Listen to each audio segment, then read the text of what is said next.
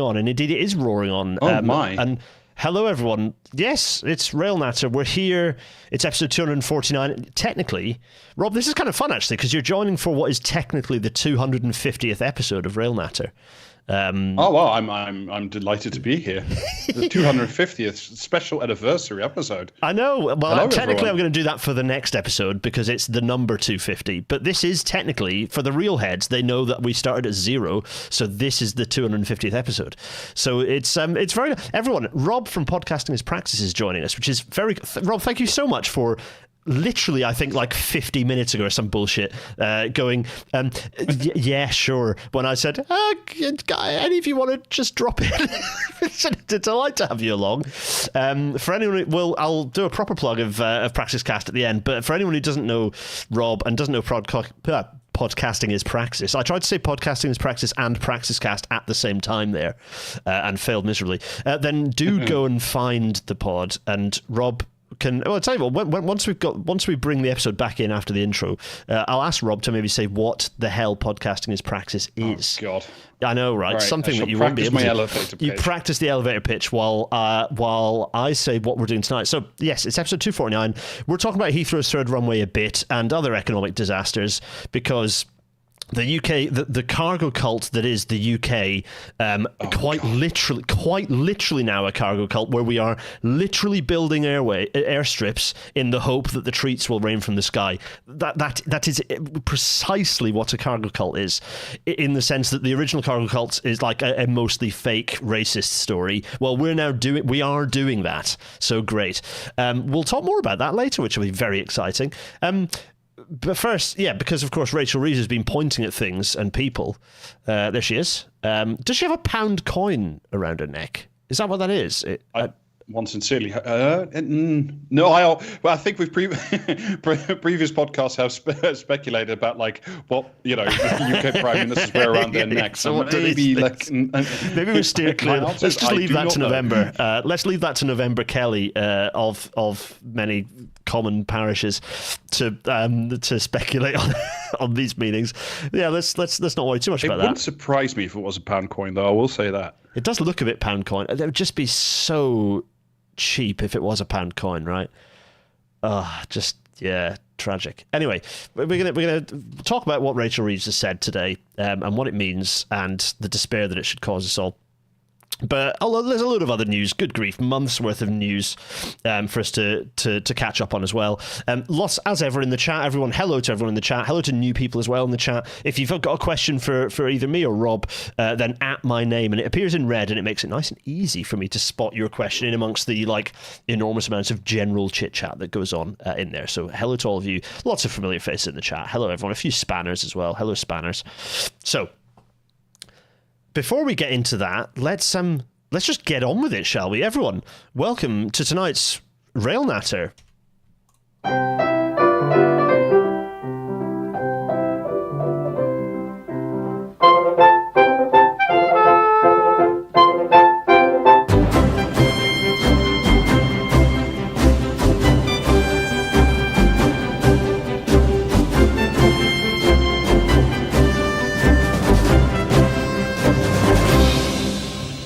Holy Nora, that drop, that was louder than I expected it to be. But anyway, so it's Rail Natter. As the 225 fades away, yes, it's a news episode, hence we've stolen Best Endeavours from Channel 4, and it always gives me a copyright strike, so I'm always keen to include it. Yes, oh my God, before we talk about screwing the future, because that's what's happening, I'm going to improvise what I'm going to do, because Rob doesn't have a face. The Podcasting Is Praxis team exist as voices. It's quite exciting. You can say it's at the forefront of technology. They just only as voices. I can't confirm that I have a face and an identity, but yeah. So I'm going to make my face appear. Oh God, I've not even put the technology on properly. I'm going to make my horrible face appear, and you can see me in like actual day job work mode, because I've this is what engineers wear, which is a thermal underlayer, because the network rail offices are not necessarily as warm as you might expect it to be, although actually the one I was in today was nice. Plus the shirt. This is just BR. I'm just dressed as a BR person. I have the mustache and the unkempt hair. I'm just a British rail engineer. I'm a man out of time. Rob, while it's weirdly my face here, Actually, you know what? No, I've got a better option than this, which is while that's there, I am going to somehow jimmy the technology in to allow me to go to like a slide that I've got at the end, which will return to. Can I do this? No, I can do better than this, which is I'm going to do this. Is this me editing a podcast in the fly? Yes, it is. This is how you know it's live. This is the true guarantee that it's live, Exactly. So I'm going to do this, which is get rid of my face again. Hooray! And annoyingly, I don't have the ideal drop. All I have is this. That's all right. That's the podcast logo. That'll do and all. No, I have never in my life done an elevator pitch for Podcasting Is Praxis, so I'll give it my very best go. Essentially. No, go on. I'm just giggling. Don't mind me. Sorry.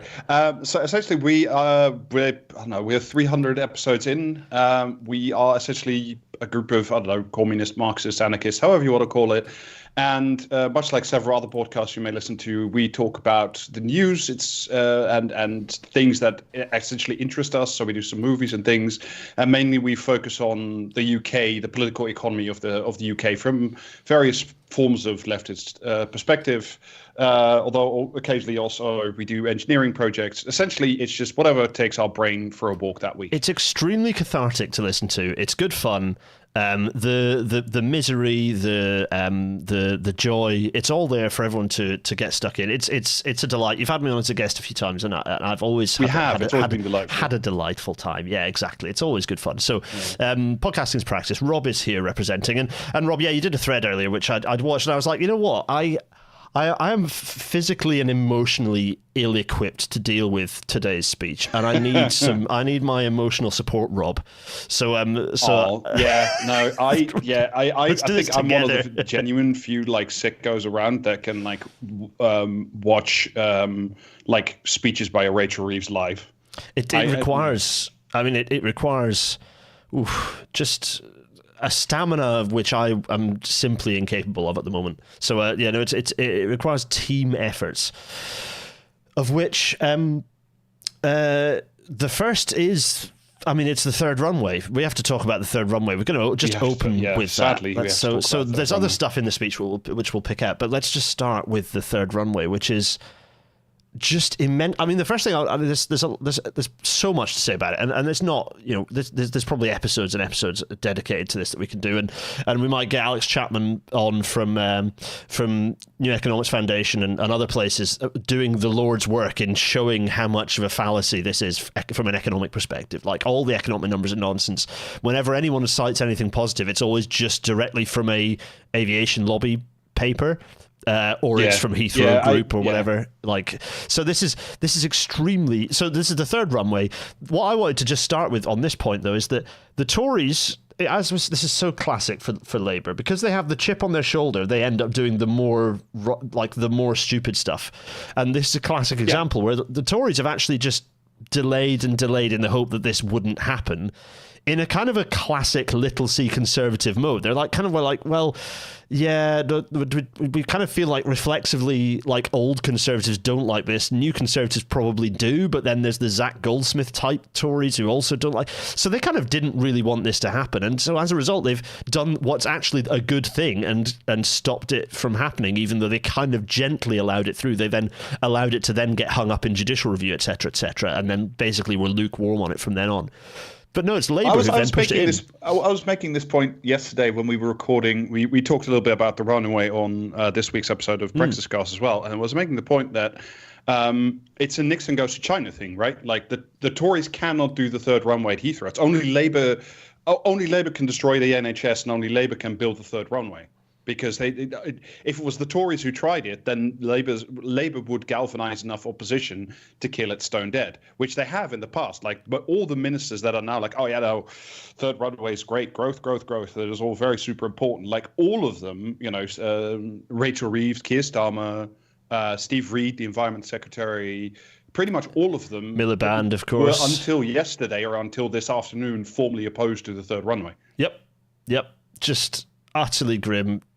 I mean, it's there's no point pointing out that it's hypocritical, because that is table stakes at this point. But it's kind of like, this is why I didn't vote for them, everyone, and I'm being absolutely vindicated in my active choice to not vote for these charlatans. It's extremely depressing, and unbelievably damaging. Like, it's very difficult to explain. Like, it's very difficult to kind of communicate in brief the extent to which this is not just environmentally damaging. I mean, it's obviously locally environmentally damaging. It's obviously catastrophic for our climate targets and reducing carbon emissions. All the bullshit about this trivial amount they've put towards green aviation, which will never exist. There will never be emissions-free airliners. She brought it up again, like a green aviation fuel.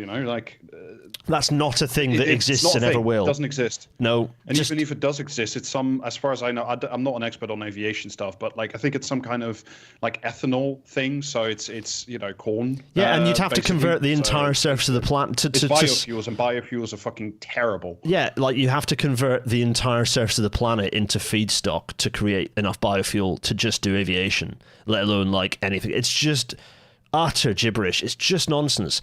And like one of many points I make to people when they talk about, oh no, you need Heathrow expansion for all the extra whatever, I say, well, why are there every day 10 flights from Heathrow to Edinburgh Airport alone? 10 flights a day just to Edinburgh. That's before I then go, how many flights to Glasgow, how many flights to Birmingham, to Manchester, to everywhere. Like, there are so many domestic flights that you could eviscerate into non-existence right now, and you would not need to expand Heathrow Airport. If you, for example, consolidated if you then sort of took a strategic view of flights in and out of all of the airports around London, you could get rid of a large number of duplicated flights. If you, for example, I don't know, realize that HS2 is giving... Yeah, exactly. Build HS2. You can get rid of all of the internal domestic flights. You can also start using Birmingham and Manchester as hubs for the rest of other flights as well. It's just utter gibberish. And it's also spectacularly, let's just consolidate everything into the south again as well. And this is like, when I say south generically, I don't actually mean like, there's loads of bits of the south that are also completely ignored infrastructure-wise. Like, kind of south of London also is quite well ignored. It's like if you go to like Kent or Dorset or something, like it's not nothing. It's horrible there as well. But like what this is doing, so I think in general there's two things I wanted to pick up. The first is and we'll come back up when we talk about the railway announcement that I assume we'll talk about later, between Oxford and Cambridge. But like what they're doing again with this third runway business is they are once again clustering in London. London's a big city, and that has, a certain amount of success, and therefore that is the thing with the known track record. Therefore, we will base more things in London, because Rachel Reeves in her speech was saying that we need to have a third runway now, so that like a small business in Scotland can plan ahead for greater whiskey exports in 2040, which is about, I think, the date when this thing is supposed to be delivered. So but that means that small business will now start hiring more people on the assumption that 15 years from now, he or she will be able to export more whiskey, which is an insane premise. I don't need to explain that any further. That's mad. It's not even worth drilling into. It's just like that. Bonkers. Yeah, and the other thing that I wanted to brief out before we, Gareth, I assume we'll talk about the rail line later. But the other thing that I wanted to bring up in this context is unless I misheard it in this speech, because I'm just going off the notes that I made when I was live tweeting it, she said, doing a third runway by 2050 will have increased GDP by 0.3%. I'm like, that's a rounding error on a rounding error below the rate of inflation. Like, even if that's true, because a projection 15 years down the line is always nonsense. But what are you talking about? Like, how does that 0.343% is it's not nothing, because British GDP is 3 trillion pounds off the top of my head, and it's not nothing, but it's also not anything. It's in exchange for what we're destroying and building, the returns are shit. What's quite fun is that that there are similar levels of growth numbers for the UK economy associated with just getting rid of all the level crossings and remodelling the junctions around Ely North to deal with the container connection to Felixstowe. So and that's not getting funded. That's the main railway that connects to the main, or what at the moment is the main container port. DP World and others at Maersk are kind of pulling out there. RIP Felixstowe. But Felixstowe, the main way we get our treats imported into the UK, the rail connection currently has had a huge amount of upgrades actually to that line, but all of it leans on the need for expansion at Ely North Junction. It's about £1 billion to do all the work with level crossings and junction remodelling and all sorts. But that's trivial compared to what we're talking about for Heathrow, and also that it will account for the same level of that's something that can be delivered in 5 or 10 years and gives you the same growth, but that's not been funded. The other thing that's fun, I'm not even going to engage with the obvious thing that they're funding this and not doing HS2, but it's worth saying that the third runway would be delivered. That's like table stakes. It's like just I'm not even going to go. It's so obviously like nosebleedy that I'm just not going to. I'm not going to even touch it. But like the fact that this will be completed by after the date that HS2 would have been finished if government had actually paid attention to it as a project. That's the thing. So rather than why are they funding this, not HS2, I'm not even going to go there. But I am going to point out that like this, it will be delivered after the date by which HS2 would have been complete had government actually got on with it and had an interest in the project. It's if just you want, staggering. Gareth, I just sent you on our Twitter DMs. I just sent you a picture of like the map of where this third runway is supposed to be. Oh, let's do this. I think that's like a delightful little bonus. Oh yeah. So I'm gonna strange thing. Because the other thing that I wanted to like briefly bring up is like another thing she said in the speech is like to keep costs down, but we build the third runway is like we will get the private sector to do partially or whole of the funding. I'm like, okay, so what are those guys getting out of that?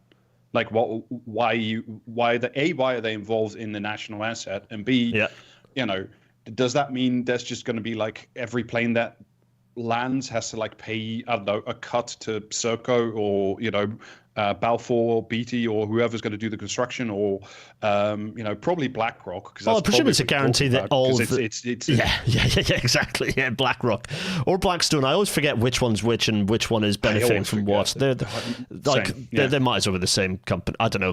Anyway, but this is clearly it's just the consortium that owns Heathrow, which is mostly like Qatari, Spanish. It's like a combination. Like it's Ferrovial as part of the conglomerate, and then there's a lot of Qatari money in it as well. They're the ones who are going to be making the benefit from this. Like they wouldn't be doing this if it didn't stand to rights that they would make the majority of the profit, and essentially would just be profiting from this independent of any economic benefit, of which we've already pointed out there will be economic disbenefit from this. Like the economic benefits are all fictional. This is the actual work by actual economists who've sifted through the bullshit. Alex Chapman, who has been on this show as one of them, points out that this will result in a negative effect on the UK economy. Yeah. And that's before we talk about the fact that it will contribute to the fact that our country will get destroyed by climate change anyway. One of the other things she's promising is like, this is going to create 100,000 jobs. I'm like, it's not. No, it's not going to do that. There's going to be a bunch of construction jobs to build the runway and extend the terminals and whatever. There are going to be construction jobs. There's going to be a very limited number of highly skilled jobs in like air traffic control and high level management of all the people of this stuff. Like especially if it's just a runway and not expanded terminal capacity, you're just looking at like 0 hour stuff. So it's not. It doesn't add that. So what they always do to get to like these 10,000, 100,000 numbers is say no. It's not just like primary. Like Heathrow will hire 100,000 people. It's like no, they'll hire. Let's say they won't, but let's say 10,000, and they'll say right, but those 10,000 people will also all need to have a sandwich during lunch. So therefore, there will be 10 extra Pretz that open, and they will employ 10 people each, and that's how and that's how you stack it out to like 100,000. But that's not how that works. And even just looking at the construction jobs, the way the UK construction industry works, which is different to a lot of other countries with construction industries, is that because we don't actually build anything in this country, rather than it being like, we're going to create, those will be newly created construction workers roles, usually what it means is those construction workers get pulled off or reduce the rate of delivery of the other limited pool of major civil engineering we're doing. So we don't deliver enough stuff. There isn't a pipeline of civil engineering, of actual good, useful civil engineering, for example, railway projects going on in the country. So those civil engineers just basically get dragged over from whatever other project is going on that then gets deprioritized. That's kind of how it works. So we don't have a healthy. Part of the reason that civil engineering costs so much, big projects cost so much in the UK, is because that's the way that the industry works, because there isn't that pipeline. You either need to import the skilled workers on a short term, and then they're French or Spanish, and then they all fuck off again because they have no incentive to stay. Why would they? Or like, but we did Brexit. We don't want them to stay. It takes forever, and that's like one of the reasons that the new reactor at Hinkley is like taking forever, because we had to train an entire workforce to build a nuclear plant. You can't you can't make those that's not cheap labor. That's highly skilled labor. It's civil engineers and whatnot. Yeah, it's just so and the other thing that I just wanted to touch on, because there's similarly, there's been a very long discussion in the Netherlands about expanding Schiphol Airport, or even building like a smaller regional airport next to it that would take like the EasyJet flights, and then Amsterdam Airport would take the big national carriers and the international flights. And they did a big study, and essentially what you want out of an airport, if it's supposed to be like about growth, right? What you want out of an airport is you don't want cheap carriers are no good because they're too cheap. They don't make any money. And like the passengers don't spend a lot on the terminal, and they're just like they come in to London, they immediately go to the airport, they don't stay in a nice hotel and have a sandwich in the morning somewhere. So those are if you want economic growth, what you need is like premium long haul passengers who stay for a while in London or go on from London to Birmingham, Leeds, or wherever. Yeah. It's just and that's not going to happen with this third runway. It's just exasperating how much they've. Well, it's desperation is the main thing. Like, they don't care that it's not going to work. Yeah. They're desperate to be seen to be doing something. And also because 30% of Labour MPs are just lobbyists from the companies that are funded by Heathrow. They're just like, those guys are rubes for this project and Heathrow expansion anyway. So yeah, it's real good stuff. Really, really exciting good stuff. I'm so pleased about it. We might touch upon it a bit more. This whole announcement, like in that vein, like this whole announcement, right? This is the growth plan. We're going to do the growth, and it's just like it all stems from. If you remember, a couple of weeks ago, the UK gilt interest rate shot up. It's come back down a bit now, but it shot up to like 5% or something. It was briefly over like. Back when Liz Truss destroyed the economy, it was bigger than that for a moment. And this is all clearly just like this absolute panicked reaction of like, I genuinely think that like Rachel Reeves and Keir Starmer sort of assumed that, right, the Tories are bad and incompetent, and they are. We are the good managers. We know how to do this. Therefore, simply by announcing our presence and saying we're strong and stable in the national interest, the growth fairies will arrive because they will recognize us for the good managers that we are. And now that hasn't happened, you get this, because to me, this is not planned out. Lot of this announcement was like stuff that we've heard before. Yeah. And it's just a blind panic. Yeah. They're like, shit, what? Because they have bet the entire farm, especially with the stupid fiscal rules, they've bet the entire farm on like getting 2-3% GDP growth annually to like fund the things that the marginal good things that they do want to do, build more hospitals, pay teachers more, all that like stuff. But if it doesn't happen and they're stuck in the rules, which they have announced that they are, then they have only one choice left, and that is the austerity button. It's absolutely exasperating.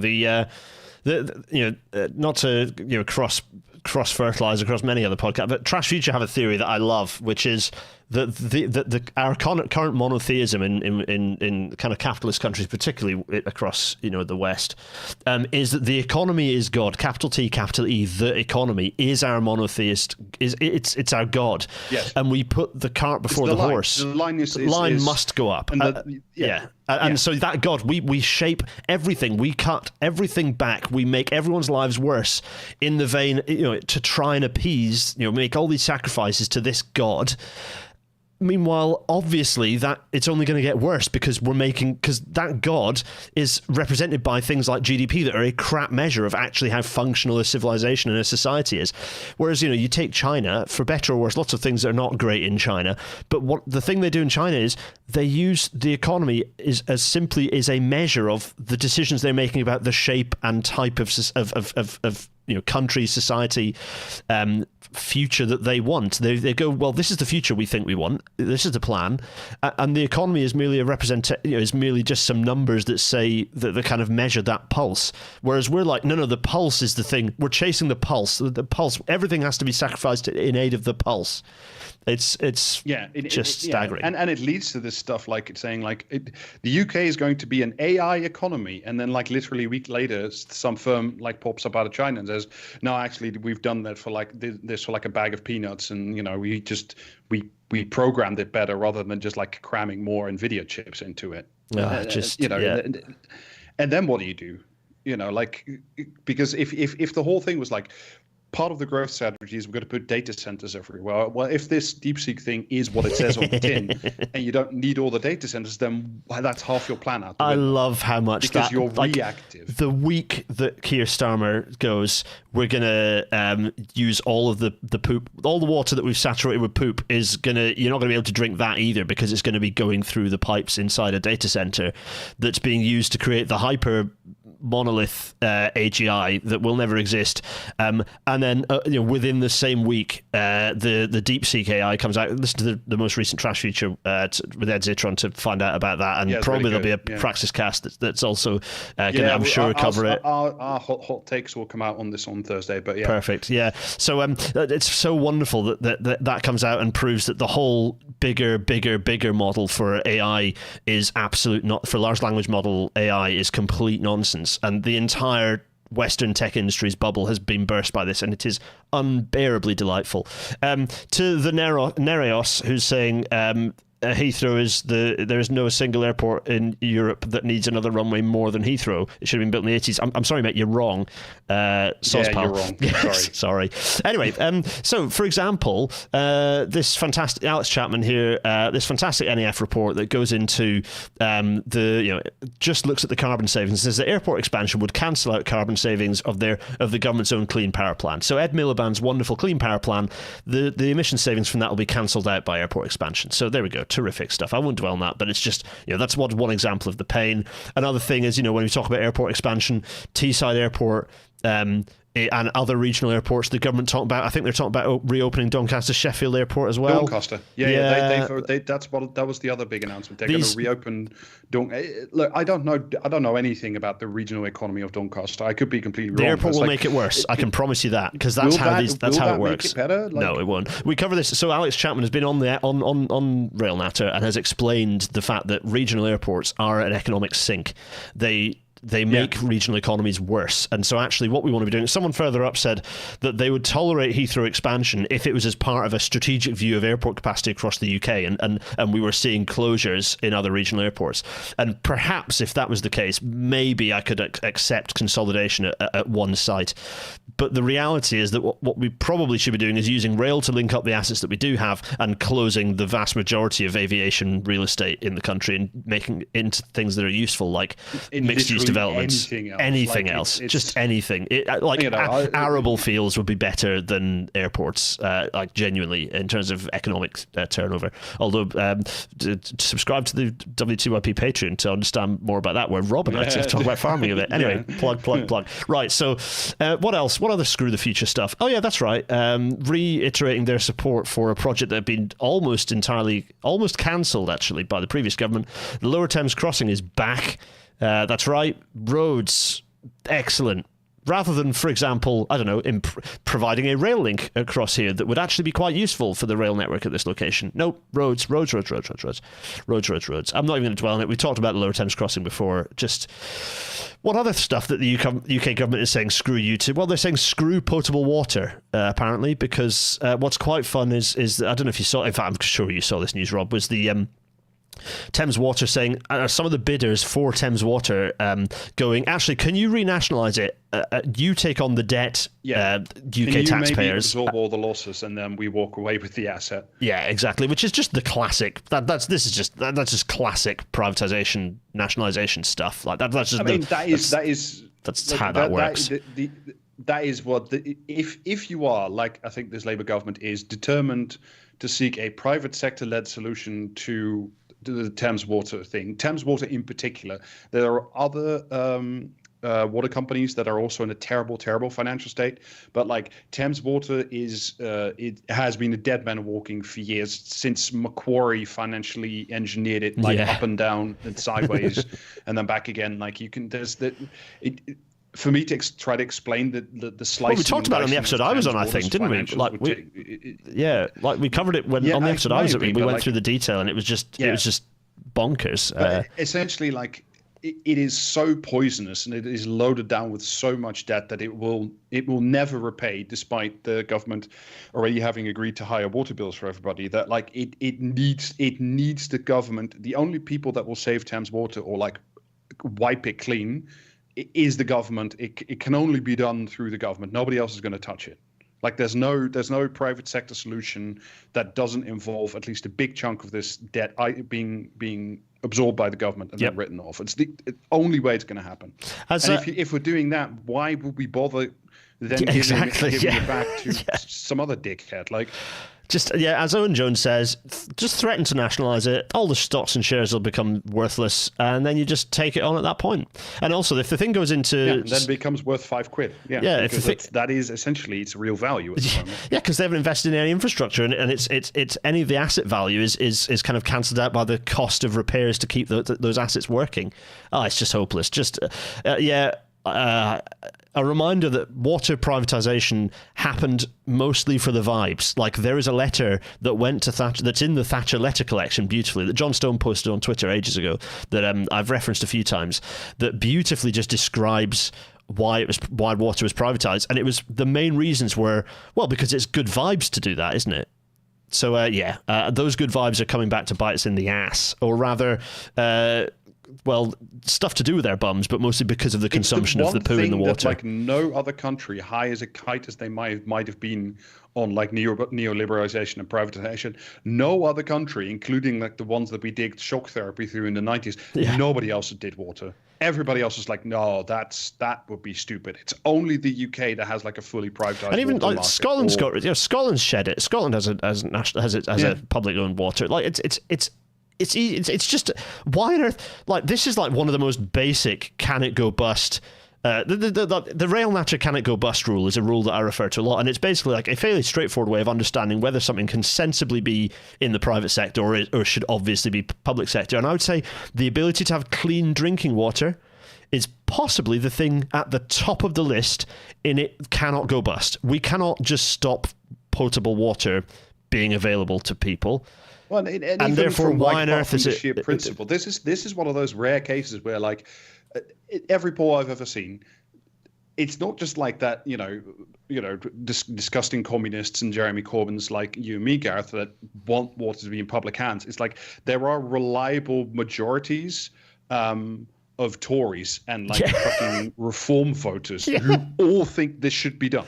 Yeah, and I think this is like one of those things that you can only deny that everybody wants this done is if you like create a deliberate breach between the population and the politics. Like if you want an item where you say, how come people don't trust democracy anymore? It's this, because there are insane majorities for nationalizing this. And don't look at how many Labour MPs are lobbyists specifically for lobby companies who lobby for private water.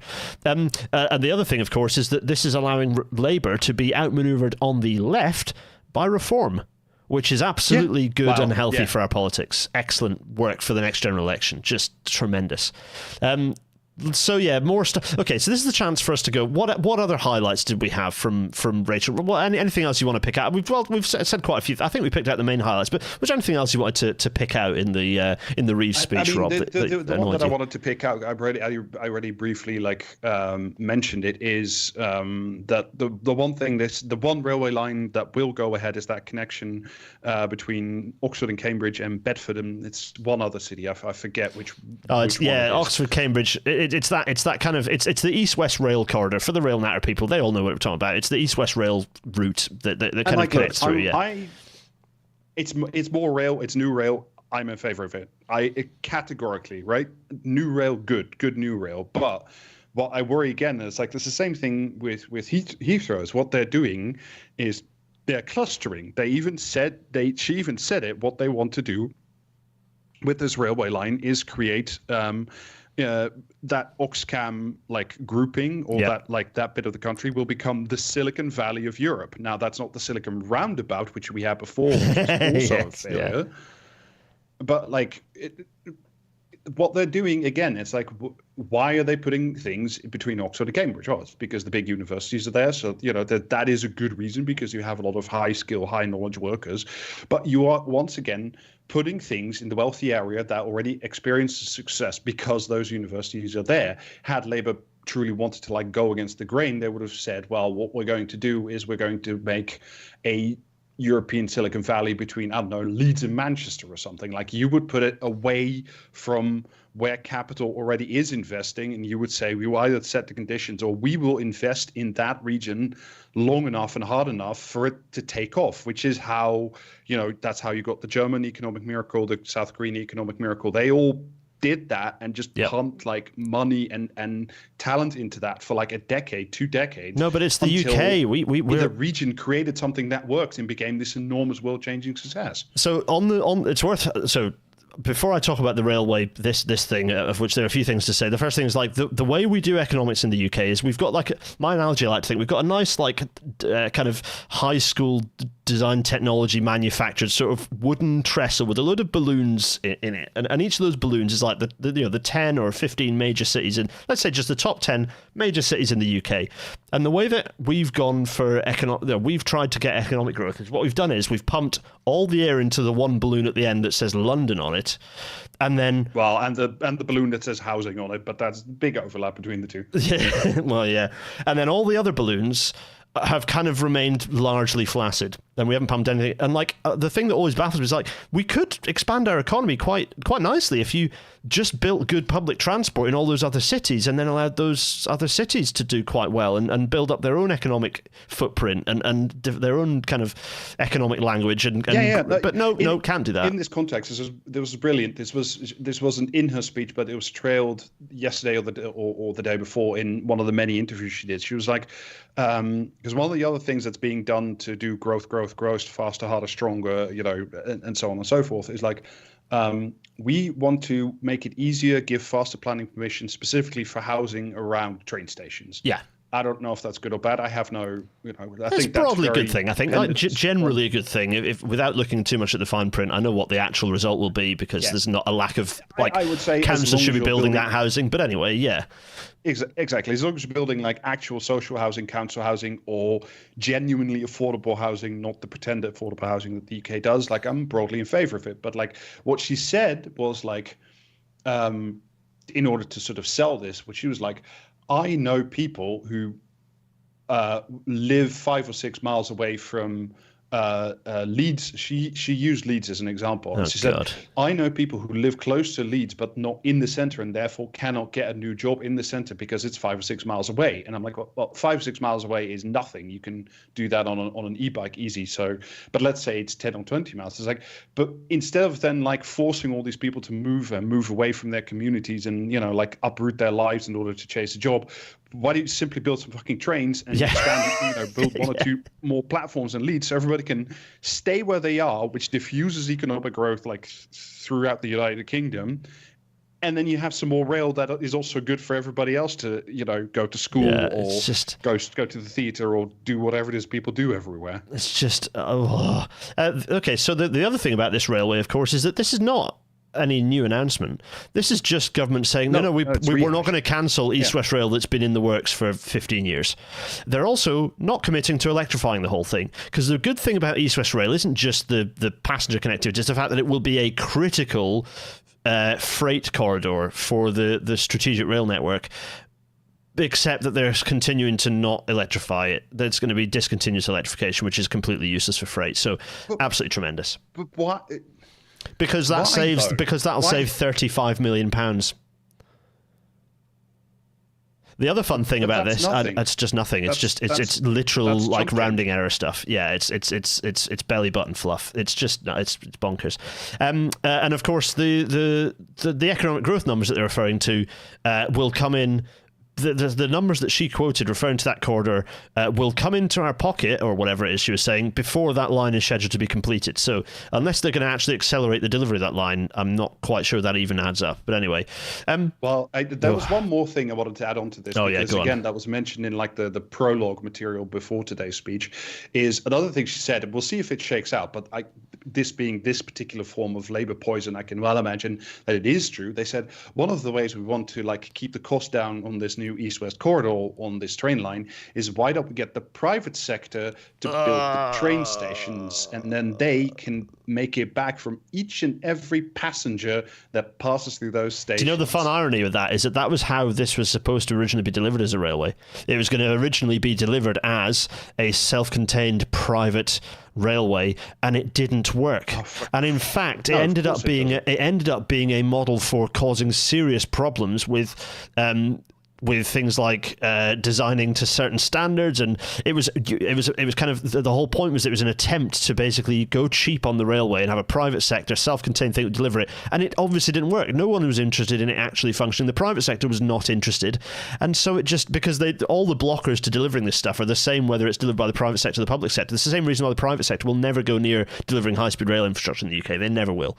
I stake my terrain on it. What I can promise you is, like, if they do get the train stations built by Serco, again, Blackstone or some giant French conglomerate, if those guys do build it, you know how like they nationalized the railways but didn't nationalize the railways, they just nationalized the branding essentially. Yes, yeah. So what's going to happen is like people are going to have to pay more for those tickets. They're going to be angry about that, as they should be, but the people they'll pay the money to will be, ostensibly the public the new provider, British Rail, and they won't be paying it to Serco because they never do. So, like what you create is like it's the classic lib thing where they fucking hate public provision because you've told them this is public provision. It's not really, and it sucks.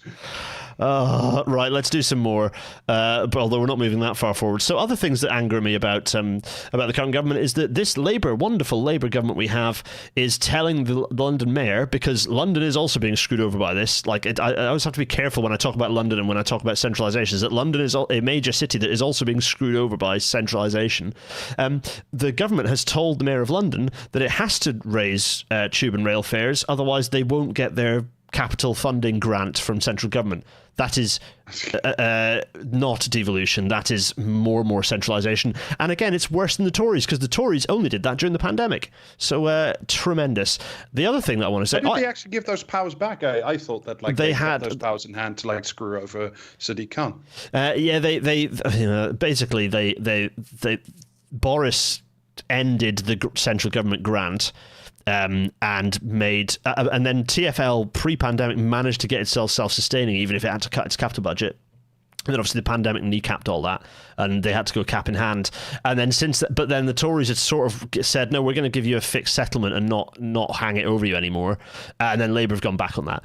Another person who's quite good to follow on Twitter, actually, for sort of interesting bits and pieces and insights, is Ed Conway from Sky, who goes into lots of economics. He is good, actually. Lots of good threads. He's a little full of himself since he wrote that book, but he is interesting and it's worth a follow. And one of the things was interesting, a graph that popped up that I thought was quite interesting, was talking about some of the things of why our economy is going to hell in a handcart, or drops in key parts of our economy. And it's just interesting looking at some of those key things that are kind of critical element, or things that we're willing to continue outsourcing for bad reasons that'll come up later in the episode.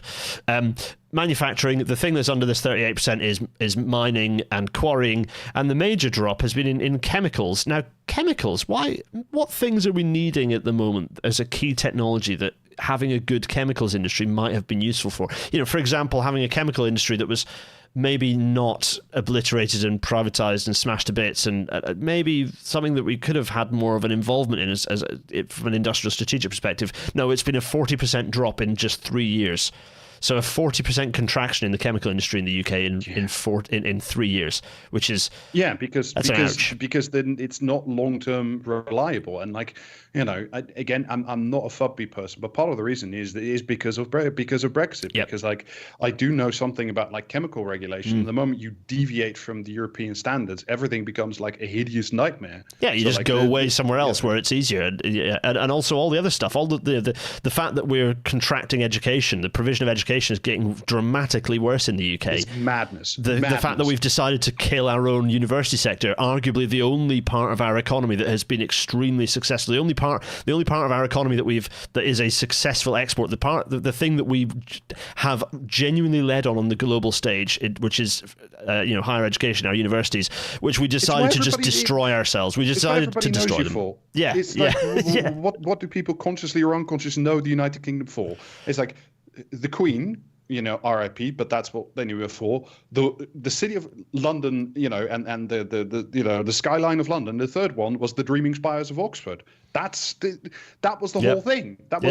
No, they have to get rid of them because they're woke. It's still world beating. It's still world they're class. Woke. But they're just determined to And it's not just the recent government things. Like the collapse of the higher education sector has been a long time coming. Even pre-New Labour things are changing, but certainly New Labour put a lot of things in motion to cause a lot of harm to that sector.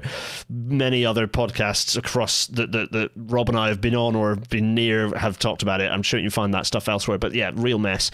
But that's a key thing. And yeah, people are pointing out energy prices are a key part of this. Now, what might have reduced energy prices? Continuing to deliver nuclear power and not stopping doing that a long time ago, and also doing much more renewables at scale. Like interesting. The very obvious thing that that everybody since the 90s said this is the path forward. But again, with this graph that you currently have on, what you see is neoliberalism and late stage capitalism is only interested in using money to create more money. It's very short term, it's very cyclical. That's why we're all, that's why we make so many jokes about the line, because it's the stock market, right? It's not like a stock and a share is related to a company, but it is not the same as the company.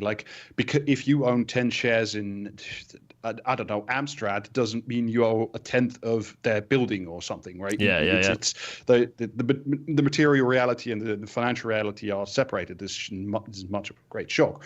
But the flip side of that is because we're so obsessed with that and the service economy, is this stuff, chemicals, manufacturing, house building, all that stuff. That's physical things. That's stuff you need to dig out of the ground and put up. It's like a fucking railway, it's like, but that's not sexy anymore. Yeah. That's not, it's not bad. sexy. We don't want things that exist in a real. AI is sexy because it's kind of, it's the god in the machine and everybody's talking about it. And I was at Davos and everybody was wild about, AI.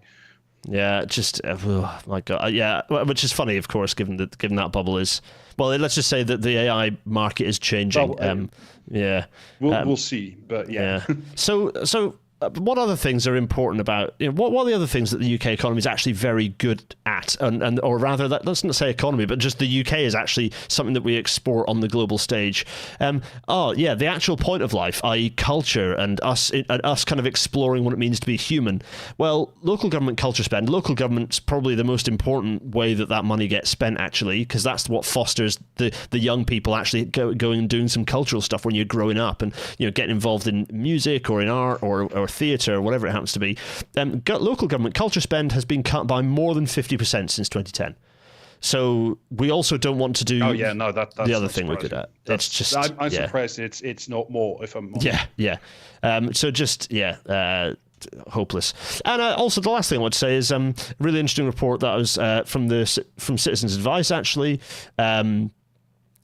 Talking about child poverty, really good report that you can go and download. But the Campaign for Better Transport have picked out an interesting point, which is the poorest households are 4 times as likely to have no access to a car as the wealthiest, meaning they're reliant on public transport. And essentially, I won't read the whole paragraph out, but it directly ties the lack of good quality public transport provision, for example, the raising of the bus cap again, to child poverty.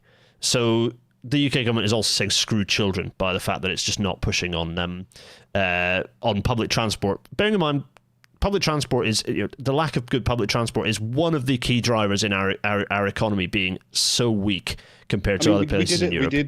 We did an episode on PraxisCast a long while ago about why bus services in the UK are so shitty. Yeah. And again, the answer is Thatcher and privatization, surprise, surprise. But it's it's one of those things that if you start looking at it and sort of have a base understanding of the numbers involved, it's a pittance on the government budget. It's one of those things that should, I live in Switzerland. Here, the rails and the buses are mind-bogglingly well connected to each other, and they run everywhere all the time, constantly, really, really well. And they're always clean and delightful. It's a joy to sit on the bus here. and it's just like there are such elemental things like buses, like building HS2 that need to be done, but that and also that would have, again, massive popular support, but that are not allowed as part of the political conversation of the United Kingdom.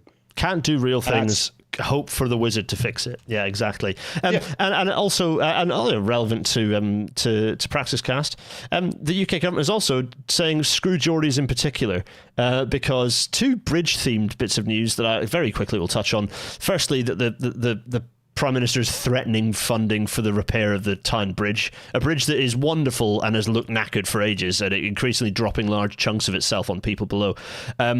Desperately needed basic thing of repair your bridges, particularly repair the bridges that are literally iconic. Like, this is one of the most iconic landmarks in the north of England. The Tyne Bridge, absolutely iconic, wonderful structure, and they're just like, no, we're not going to fund repairing it. Ideally central government wouldn't be funding the repair of it, because we would have local authorities that are well funded enough that this would just be a thing that our local councils and local government would do themselves. But that's not the country we have. So central government is the one that unfortunately has to decide whether they fund it or not, and the PM is just saying, maybe not. Those things are national treasures. I've never been in Newcastle, but I recognise the bridge. Yeah, exactly. Oh my god, they're beautiful things. It's like, I mean, look, I know with Donald Trump things might go a bit squiffy, but it's like, it's sort of the equivalent of San Francisco saying, that Golden Gate Bridge, let that fall into this. Let's get rid of that. Exactly. Drop it in the bay. Madness. Yeah, and also, of course, other infrastructure in the northeast. The Geordies might shout at me because this is actually south of the river. But in any case, the in Gatehead, there's the flyover, the Gatehead flyover, a stupid road flyover that we could repurpose anyway. But it's built from knackered old. I don't know what the actual. The new civil engineer have probably done some good stuff into the specifics of this, but it's probably something like some weird pretensioned concrete nonsense that's falling down. So it's been closed, but also because it goes over the metro, they've closed the metro underneath as well. So the good public transport in the northeast, Tyne Metro, is also not functioning properly because the bridge might fall on it. So this is what happens when you don't look after your infrastructure. It's deeply, deeply staggering. And very, very frustrating. So the UK government is saying just screw Northerners, screw Geordies in particular. Let's have some fun. Do you know? Sorry, briefly in this context. You know what's interesting? What nobody ever talks about anymore. What has disappeared entirely from the discourse? It's the Red Wall and Northern constituencies. Constituencies, yes. And that's gone, isn't it? Leveling up was a bunch of nonsense, but at least it was it was an. Yeah, they were talking about the real problem. Now we're not talking about it at all. The Tories recognise the real problem, which is, outside London, Oxford, and Cambridge, and the further north you get, the worse it gets.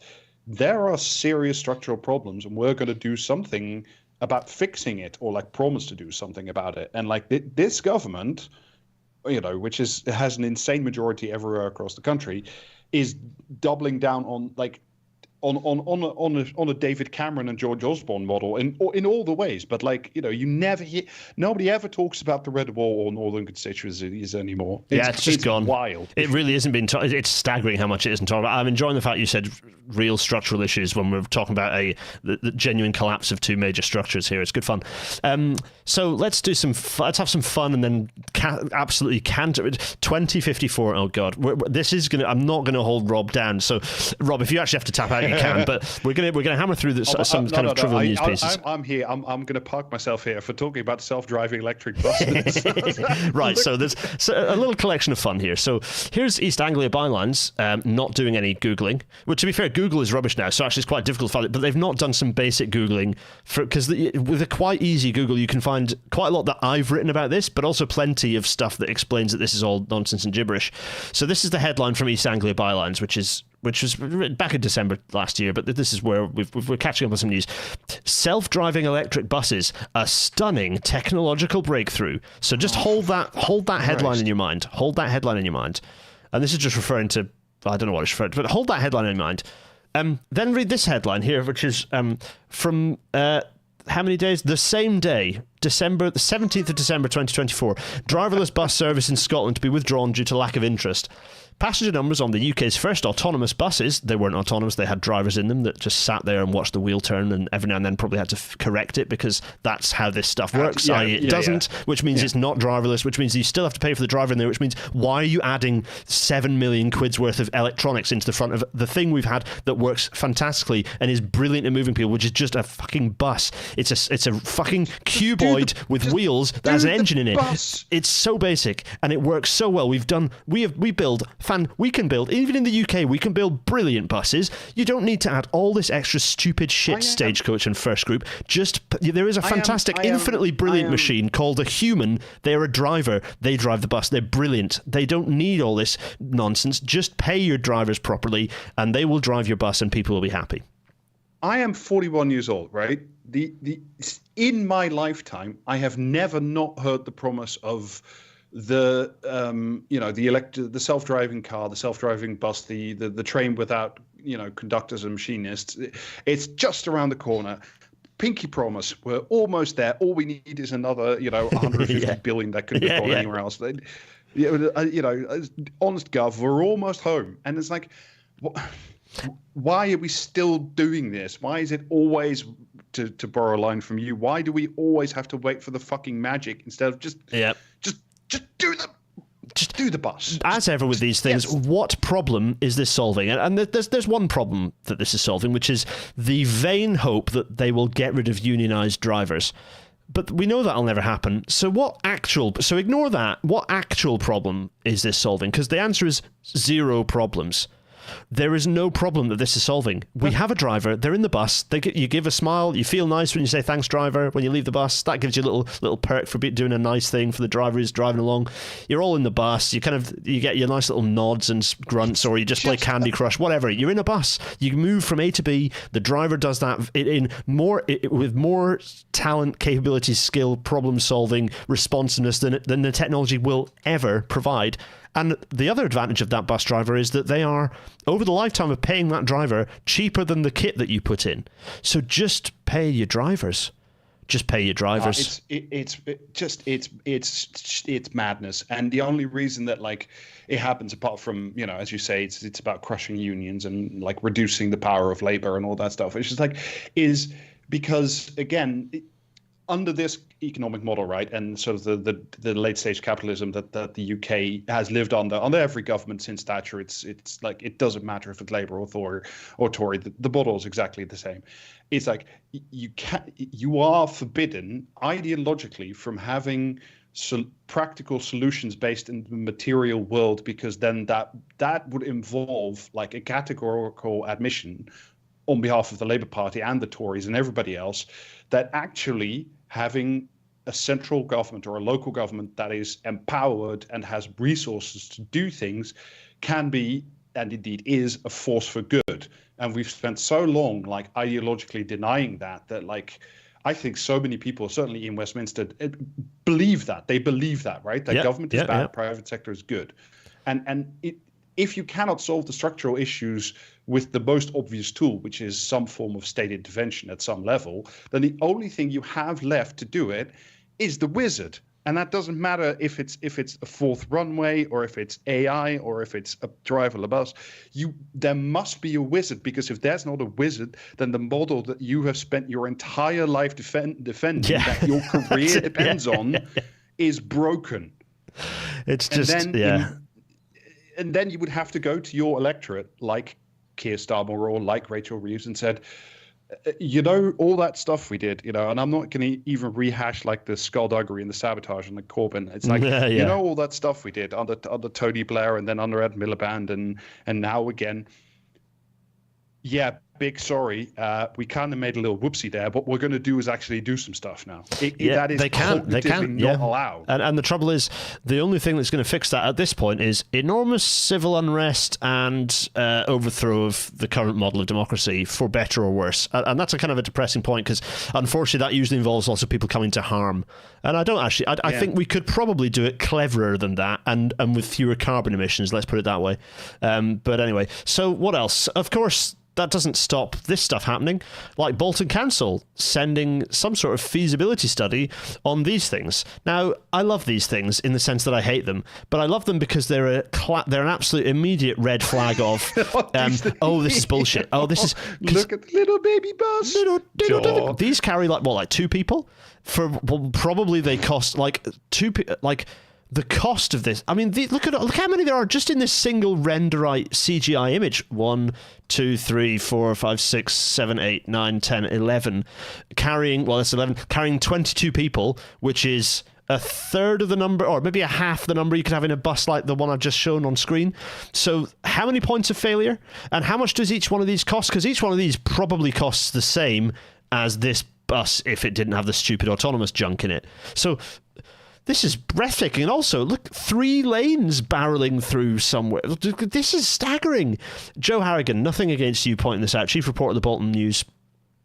Joe, reach out. Let's have a chat about this, because this just looks like, and they've even named it the same as the one that I've written about a lot in Cambridge, called the Cambridgeshire Autonomous Metro. This ended up being just this, and it's junk. It's absolute junk. And the fact that Bolton Council are doing anything to do this, hi Bolton Council, reach out to me, and I can save you a lot of money by simply sending you a URL to a piece I've written on it. Write me a 1-page document or a 2-page document explaining to me why these insane little car like chariots of doom are necessary. What is the thing that makes it physically better than a bus or some light rail or a tram or like literally anything else? Yeah, but this looks snazzy and has advertising on it, and probably they've been promised that it'll be self-funding. You know what this reminds me of? This reminds me of this is just like the transport version of those like fridges, the fridge doors that have television screens in them. Yes, that's been referenced in a recent TF, and I've enjoyed the update on it. But like, it's wonderful. Like, yeah, it's the fridge doors with adverts on it, and that's kind of clearly what is being promised here. What problem are you solving here? I mean, yeah, none. The real problem that they're solving here is, of course, this is the way that you can be in a form of quote unquote public transport, but there's no chance of a poor person sitting next to you. Yeah. It's just it's never going to happen. So it's an excuse to not do something.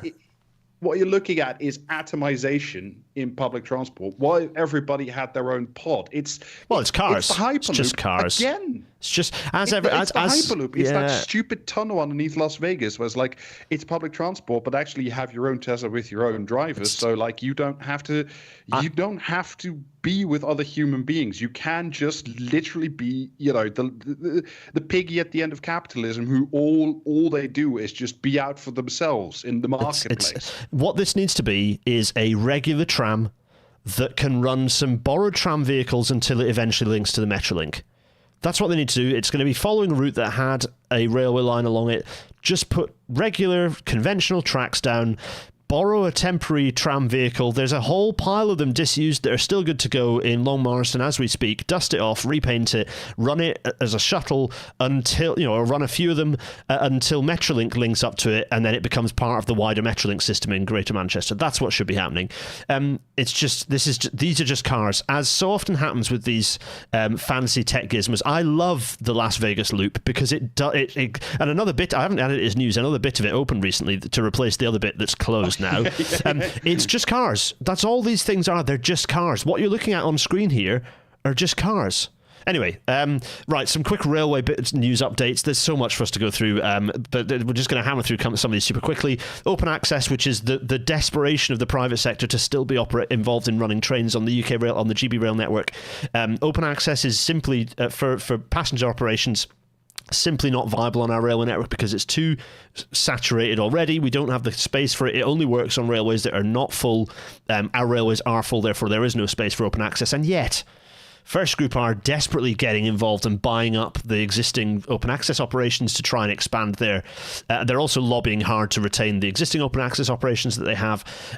the Office of Rail and Road, which is an organisation that doesn't really need to exist anymore, or won't need to soon, is, or certainly not in the shape that it is now, is allowing for new open access operations between Swindon, Taunton and Weston-super-Mare, random, which is going to be interesting to see. But again, like, why is that better served by open access rather than just being an opportunity for incumbent operations? Interesting to see how that plays out. But some actual good-ish things coming from our new Secretary of State, Heidi Alexander, which was this wonderful, well, not wonderful, I wouldn't exaggerate, this interestingly written, pretty cool on open access letter from Heidi Alexander, the current Secretary of State for Transport, saying, where it's useful, sure, we'll have open access, but it has to prove that it's useful, and it cannot get in the way of us running a good rail service. Actually, a good letter written. And this has annoyed a lot of people, and there have been a lot of very grumpy people who made a lot of personal wealth from privatisation, either through First Group or Stagecoach or others, saying, well, she doesn't know what she's talking about. Oh, it's more of the same, more of this rubbish that Hague was coming out with. But this well, not that paragraph, but generally the paragraphs, this paragraph here and this paragraph here are pretty good, and this one, well, actually the same one. Lots of good stuff here, particularly in relation to this key one here. I'm also aware of the additional pressures new services can create on already constrained network capacity and their impact on the value secured from public investment infrastructure. Abso-bloody-lutely. So this is a reassuring letter that whoever has written this for Heidi Alexander does have an understanding of the problems that open access causes, which is nice, because I wrote a piece saying a lot of these things that made some people very angry. That was actually quite pretty spot on relating to what we've now learned about open access and its challenges. So that was good. What else is kind of some minor good news? I've added in the double arrow, by the way. I'm afraid that for everyone, this is but just to give us some vibes. But this is saying that we will actually now have one ticketing website, whereas previously the government they'd said there wasn't going to be one, and that Trainline were going to just do it for us. No, there is going to be one. Once wonderfully, Trainline's shares dropped a little bit as a result of that. There's plenty of room for you, Trainline. Although hopefully there won't be when there's just one ticketing website and everyone just goes to it, and it hopefully be okay. So yeah, this is the polishing a turd situation. It's very important we do have one ticketing website. But it's good, but it's chump change. But obviously that should exist, but we need to deal with the ticketing system underneath it and the railway service that people are paying for with those tickets too. So we need to be thinking this is good and easy and should be an obvious thing, but so good, but more thinking about this and more on ticketing, please, GBR. So we're going to bounce around a bit for the next bit of news. East Coast Mainline timetable that's 5 years in the pipeline. We're going to have 25% more trains basically on the East Coast Mainline, which is good, but unfortunately it's not good for everyone, because in order to fit all those trains, there's quite a lot of sacrifice to local services. Not as much as previous versions of the timetable have announced, but there's, as I've said for years and years, as long as I've had a public platform, if you want to squeeze more out of the existing railway and you want your fast trains, that means fewer local trains, which is bad for modal share, because it's the local trains that are the ones that get people out their cars. So we need to do both, but to do both, you need new railways like, I don't know, HS2. I just wanted to laugh at the York Lib Dems because they're very upset. The York Lib Dems are awful, awful, awful people. Sorry, York Lib Dems. You should always laugh at the Lib Dems. It's just acts as a sheer matter of principle. When in doubt, laugh at them. But in York in particular, they are dramatically horrible and hopeless. They're unbearably car-oriented. And I'm very pleased, because the York Outer Ring Road dualling, which should not happen, it's an obviously stupid thing which will not benefit anyone, is off the table again now, thankfully, because of the government joke, cuts. Just one more lane. One more lane will fix it. Yeah, exactly. Yeah, I mean, there's a whole episode on York on this. In fact, there will be a York episode on Rail Matter soon. But this is funny. So let's just laugh at the York Lib Dems not getting their cars, even though they thought they would. So that's nice. A brief thing on people getting increasingly angry with Amtrak's stupid "you aren't allowed to stand on the platform" logic. This one's good fun, because a train left with 100 passengers still just stood in the station in DC. 100 passengers, because for whatever reason they hadn't opened the gate, and then the train just left, and there were just 100 people and 100 empty seats. That's a really good system, Amtrak. Great work. Fix that. Oh, yeah. Talking of international transport, a report that we might well go through in a future episode about attempting to rank. I've got my own ranking, so I'll probably use this to piggyback off my own European rail ranking or my world ranking. I was going to say, I read something about ranking in a book that I recently read. Indeed, yeah. Well, let's see how my ranking, which looks at what I think is the only metric that counts and really accounts for all the others, how it compares to this one. But yeah, there's a ranking of different operators, operator quality. I don't think you should look at railways in isolation when it comes to deciding which systems are best and worst. I think you have to think, how successful are they at moving people as a percentage of overall national mobility, which is why I don't mention Italy's system, spoiler alert, in my rankings, because too many people drive. But in here, Trenitalia, very high ranking, which on its own merit, I can understand that, because I think I find I have a great time whenever I travel with Trenitalia, other than that one time that a landslide wiped out the high-speed line. But other than that, I have a great time on Trenitalia. The trouble is not enough people travel on Trenitalia as a percentage of people moving in Italy, because everyone drives, right? Everyone's driving a Fiat 500 everywhere. So, that is a bit of an issue. And obviously SBB are there, and RegioJet from Czechia are also there. So interesting. We might pick through that. That could be interesting. But just wanted to signpost that report. Could be something interesting for everyone to look through. Oh, what else? Here we go. The EU Court of Justice has ruled that it is unlawful for railway companies to collect a customer's gender marker, as it's unnecessary and can lead to discrimination based on gender identity. That's good. Good. Cool. You don't need to know whether someone is a Mr., a Mrs., or whatever. Yeah. You just don't need. That's not relevant information. Do they have a ticket? Yes or no? What do you give a shit for? Exactly. Crack on. So that's nice. Obviously, we're exempt from this wokery in the UK. Thank God. No, this is obviously good. Also, for people who just to raise a small point, I'm going to bring my big face. I've turned the progress flag is the right way up. People were saying, are you in distress? Is this some sort of coded message? No, the progress flag is the right way up now behind me, everyone. So I'm no longer trying to cry for I'm in deep distress, help. Anyway, right. So there's that. He might be, but I'm for other reasons. Supervising Gareth, so if he is in trouble, he will not tell you while I'm on the call. Yeah, that's it. Yeah, Rob, you'll be glad to know that we're some way through all of these little bits of news that I've been collecting. That's up. Right. Here is a little tech one. Tech isn't all bad, folks. That's fine, but also tech isn't. No, tech is fine. Tech is fine. Tech is value neutral. It's who owns it and what do you use it for. Yes, exactly. Tech is a social construct. So, but also people get excited. One of the things you do on the railway is people get very excited about certain tech that's actually just not hugely exciting. One of the example of this is innovative new technology to help maximize level boarding on potential new metro fleet. Very interesting headline, not least because it's Southeastern, a train operating company using the words level boarding. It's a DFT. Southeastern is DFT, by the way. So this is an already state-owned organization mentioning the words level boarding, which is very important. But the tech, whilst good because it'll be fit to service trains and useful, and it's something we've been doing for a long time, having LiDAR attached to trains and collecting data this way. So I look forward to quizzing through my job, actually, going to Cordell and saying, this is cool. How does it compare to the way we've been doing this already? So there's more to talk about that, I think, if anyone's got queries. I'm hammering through. But it's an example of tech that can be useful, but always go... It's like someone once tried to... I asked someone once, what's the point... Give me one example of something useful to use blockchain for. And the fact that it's blockchain ages when I had this conversation, lol, because this conversation was 6 years ago or something. But and the person said, well, what you can do is it can allow you to know who has entered a document and who is, and you get this thing called a ledger, and it tells you who's, opened and managed a document. To which my response was, oh, kind of just like Windows Explorer does now. What? And even if you don't want to use Windows Explorer, we have content management systems, we have document management systems. Those exist and have done for 20 years. I mean, I've seen some hypotheticals.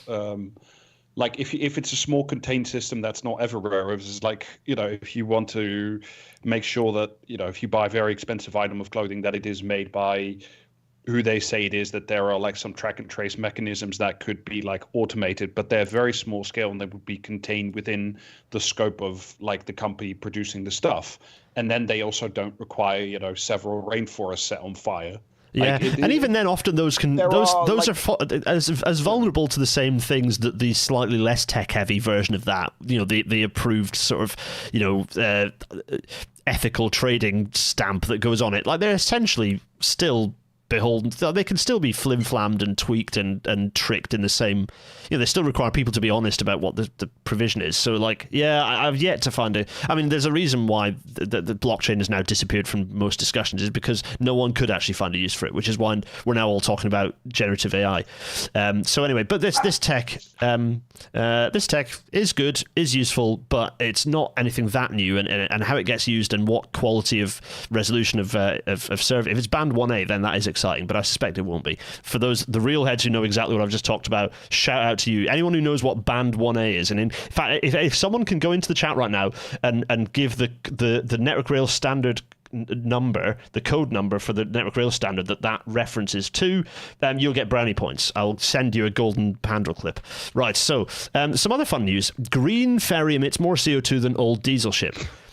So these are some of the new large capacity ferries being bought at great expense for Calmac in Scotland on the west coast, and they are they're LNG ferries, and it's a bit like the hydrogen nonsense. It's like, oh, LNG, much cleaner than diesel, fantastic, and then Calmac have done their own analysis and gone, oh no, actually per passenger these are going to emit more carbon.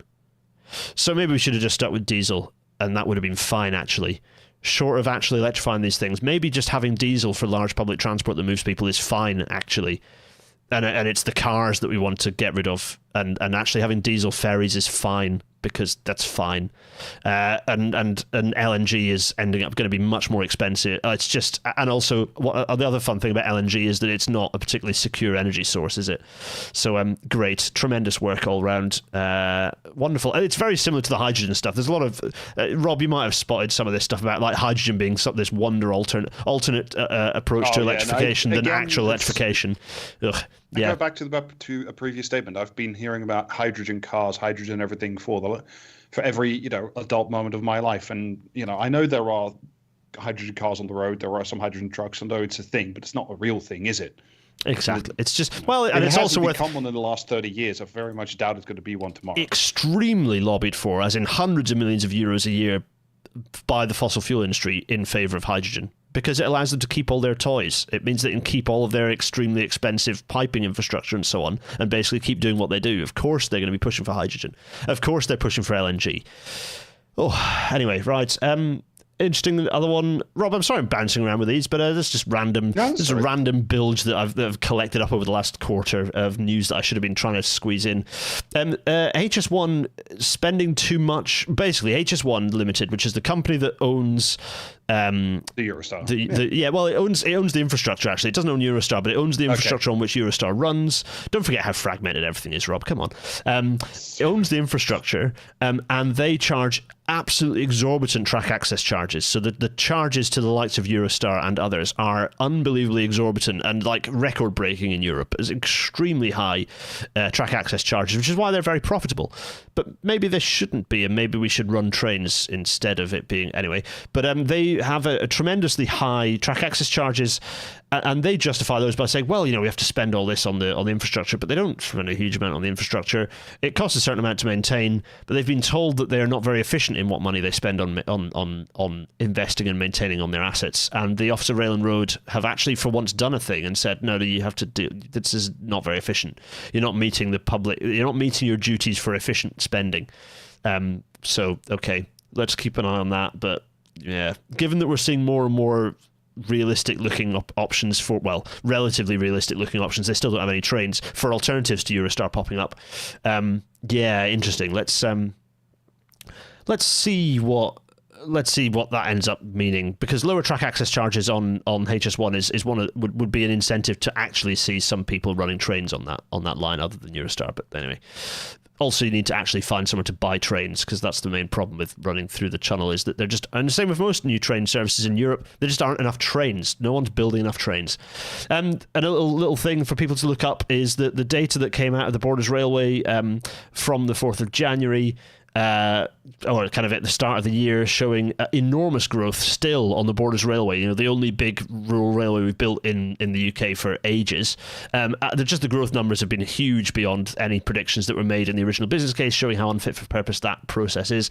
But they are still increasing. So they increased by more than 30% at some stations during 2023-24. That's 1 year, 30% growth. That's insane. Yeah. But no, we're not allowed to build new trains. Just build the trains. I don't know how much just. And the thing is, this is... How much more evidence do you need? It's like the Elizabeth line. Oh, wow, it's already like 4 times over what we thought anybody would ever use. It's already full. It's like embarrassingly now overcrowded as a railway. That new railway that's been running for a couple of years, it's full, embarrassingly. To be fair, as the Borders Railway is.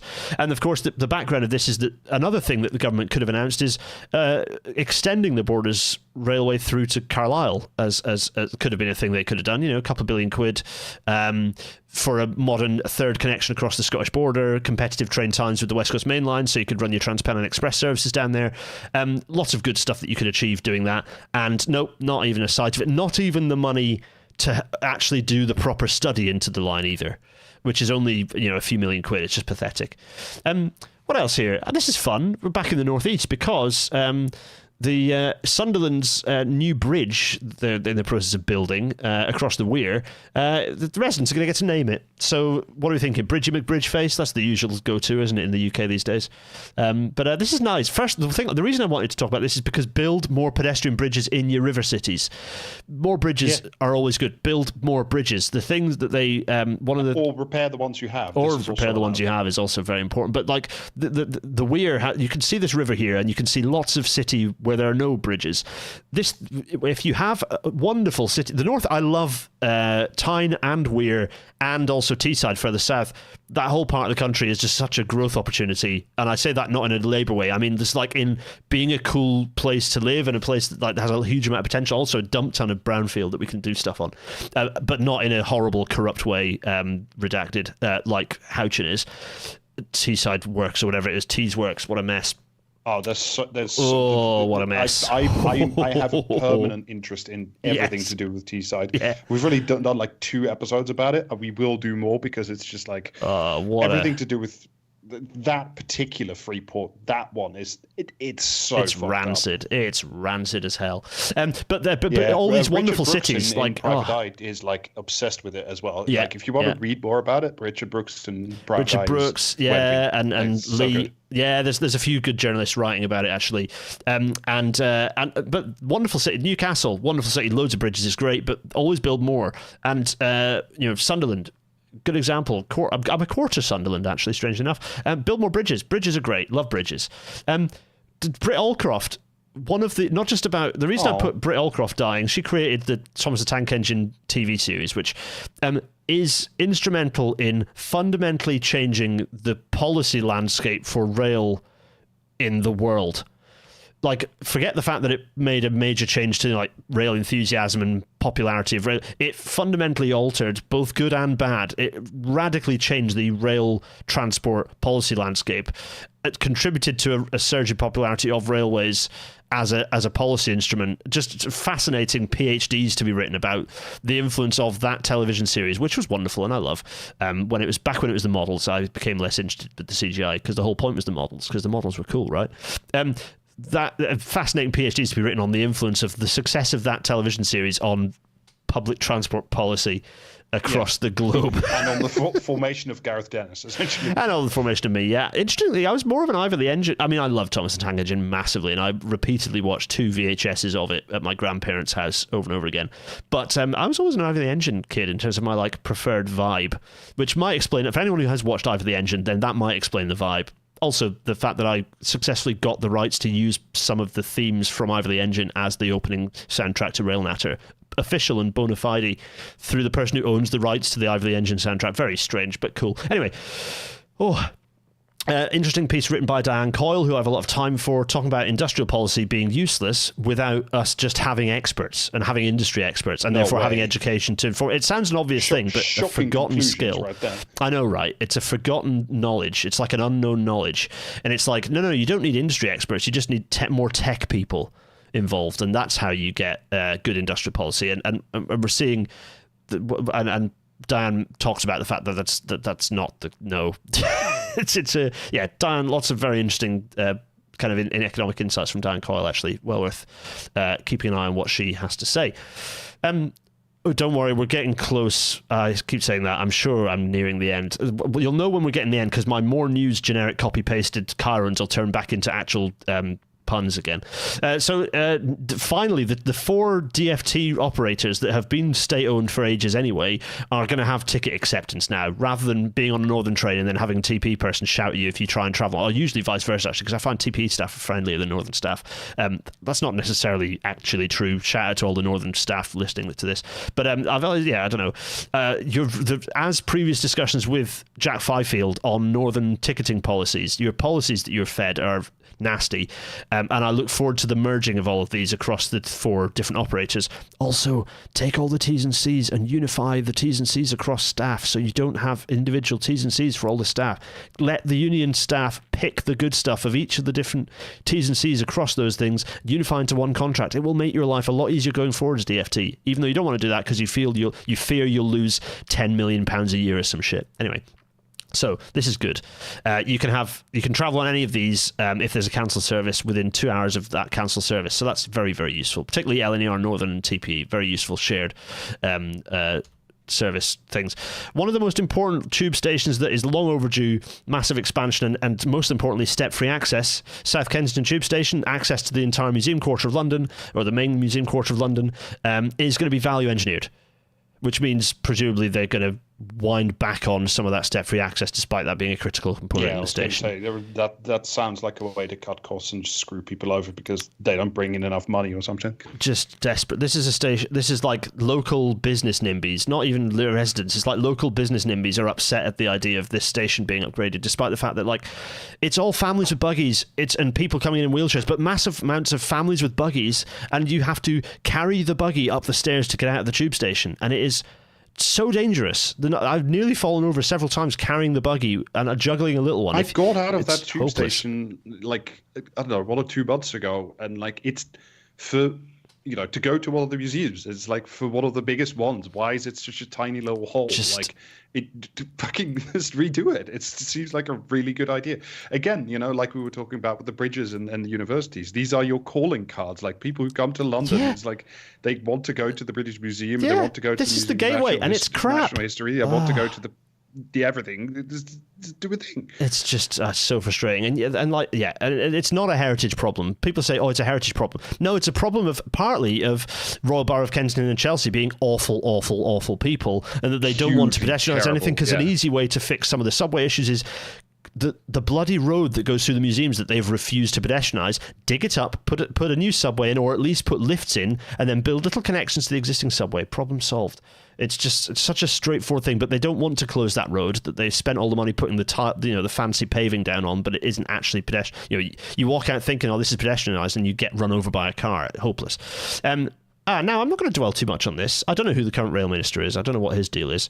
But something that he said is HS2 would be better value for money without 225-mile-an-hour bullet trains, says rail minister. I mean, firstly, this is horseshit. This is just not true on any level. It's just nonsense. It's lying. But also, like, it's just repeating. What instead? Exactly. Well, nothing. We're getting nothing instead. So what we're saying is HS2 would be better value if we don't deliver it. We don't build it. It doesn't exist. Which I suppose that's... I mean, not paying for a thing means you're not spending that money, but it means you're going to spend so much more on the existing railway network to squeeze out much less. It's an interesting one. This is just, it's funny that all of the DFT and ministers are just repeating anti-HS2, like stop HS2 talking points that I was refuting 5 years ago. Now this is government policy. What a staggering indictment of the incompetence of our government. And the civil service related to it, the DFT allowing this to happen. It's just what a desperately depressing state of affairs. Just staggering. It's also nothing to do with the speed, as I constantly point out. The reason it costs so much is because we don't do any of it ever in this country. So of course it costs loads, because we have to learn how to do it every single time. And so the best way to make sure we fix that problem is to disestablish the organisation that we built up to deliver high-speed rail, is to then just say, no, we're actually going to get rid of the HS2 Limited and start from scratch again. That's definitely going to make everything cheaper. Cool. This is a very interesting piece. I'm just signposting people to go and read John Stone's piece. Brexit Britain looks to Europe to help fix its railways, specifically looking to bypass rolling stock operating companies and go with the European Eurofema, which is the company that does leasing of trains and financing of new trains to a lot of operators in Europe. Those who don't just buy outright, they can finance through Eurofema.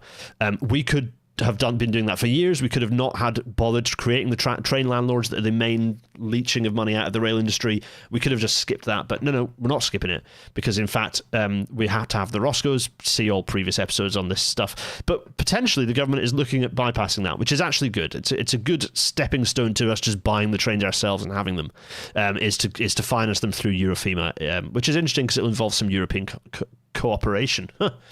Funny. Hashtag rate my buffers. Yeah, a London train hit some buffers because I don't know if there's been any further advance on this. I believe the driver was under the influence of alcohol, which is a bit worrying because we shouldn't do that sort of thing. So I'm interested if the if the RAIB have published their report into this, or indeed if they are going to do one. I think they said they were, so I look forward to reading the report on what happened. I also look forward to finding out how the buffer stops performed, given that the train hit them. Stay tuned for that. Yes, Smithfield Market, the meat market, is going to close for good after the relocation plans were voted down. For fuck's sake, come on. I know, right? Two reasons why this is... There's one positive, which is that we get to build the London Hauptbahnhof underneath Smithfield Market that I've been saying we ought to. But other than that, no, this isn't actually good. It's just yet another example of I don't know. It's just, yeah. Anyway, so yeah, what else? Oh yeah, that's right. Train firms paid £2 billion in dividends last year. Terrific. Cool. Couldn't have used that money anywhere else, I guess. No, tremendous. So train operators doubled the amount of dividends they paid last year. Sorry, the annual dividends was 165 million, which makes sense because that's still less than the Roscoes pay. Roscoes pay between 500 million and 1 billion in dividends, whereas the train operators don't actually pay that much, which is why not many private companies are that interested in running trains. The frustrating one is that Merseyrail, which is ostensibly the closest to being a local urban self-owned system, paid the biggest dividend of 44 million quid. That, again, frustratingly, that shouldn't be run by anyone. That should just be owned by Mersey Travel. It's frustrating that it's not. But anyway, so yeah, 165 million in dividends. That isn't a tremendously large amount of money. Roughly about 10 billion quid of public subsidy goes to the railways, and the revenue is about 25 billion, I think. So it's not a huge amount in that terms, but it's still 165 million quid of money that ought not to be disappearing anywhere else. And more importantly, it's just all of the extra faff of having those extra lines of lawyers and people. It's not just the dividends, it's a lot of money wasted in coordinating that, all the complexity, as we've discussed a million times before. On the theme of Rob, I promise we're getting there. You really have just gone ham. There's so much that I needed to catch up on. This is the frustrating one about EVs. The main thing that irritates me here isn't so much the loans to get people to buy EVs, whatever, fine. It's more the fact that they're getting rid of the fines to the car companies if they don't sell enough EVs, which gets rid of the incentive to actually sell the EVs. Because let's face it, this whole industry is driven by the car companies. Yeah, exactly. So that's very frustrating. Aaron Bostani here pointing out a thing which angered me. These railway arches used to be owned by Network Rail, and Network Rail used to just give them on a nominally above at cost rent. And they were fantastic for local businesses. They're fantastic for non-gentrified businesses, so ones that were really representing the people locally. Then they were sold off to the Arch Company because of Network Rail being forced to just sell things for no reason, even though Network Rail earned money from those, so there was no reason to sell them whatsoever other than ideology. And of course, now they're being picked up by Blackstone, are going to take full control of those arches, and they will charge rents that have a zero added to them and just say goodbye to any local or independent businesses. They'll all be like branches of the white company, not even the white company, they'll all be branches of the nastiest generic high-end high street rubbish that you can imagine. Just grim. These are such a good resource, such a really important public resource of this, really easy, good independent businesses, small businesses, for better or worse. This is the place that is a perfect place to put them. Lovely railway arches, nice little, small, interesting little places to have a business, lots of them around, and yeah, Blackstone, evil company Blackstone, is going to own all of them, which is horrendous. Fantastic. Private equity, you love to see it. A little thing. So Manchester, we're going to talk about Manchester for 5 seconds.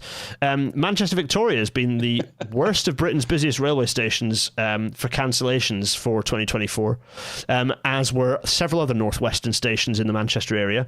I wonder why that might be. Perhaps we should have delivered the infrastructure that we were promised back in the mid-2000s. Anyway, but there are some suggestions of ways to fix this. So there's a mess in the northwest. We know that Manchester is a key problem. Well, one of the first things is that, and I was flying back from a holiday in Tenerife that I did for a week in cheap.